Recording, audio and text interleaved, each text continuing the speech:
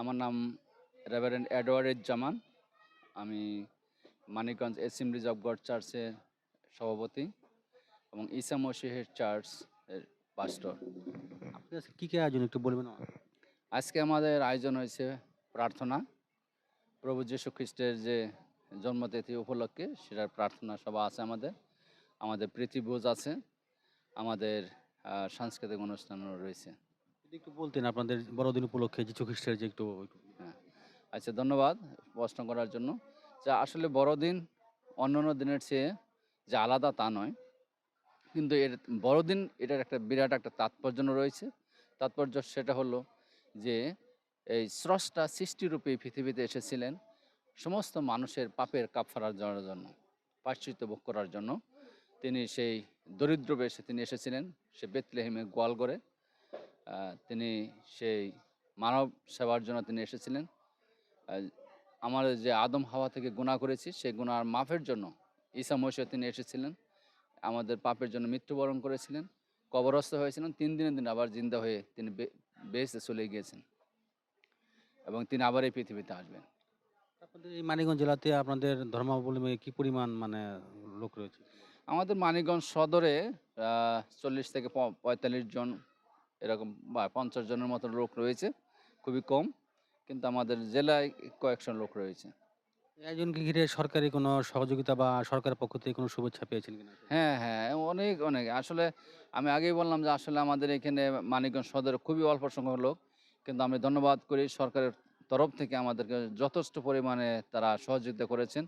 যার কারণে আমরা প্রত্যেকে এই বড়দিন বাবা টিস্যু ওইখান থেকে আগে টিস্যু নিয়ে আসো।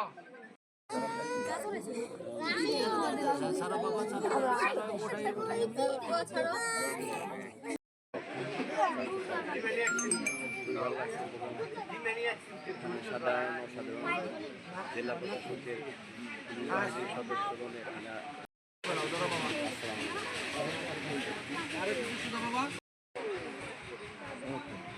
এখন জামান ভাই খাওয়াই দেন। আলাদা নেন, আলাদা নেন, আলাদা একটা টিস্যুতে নেন। করতালি।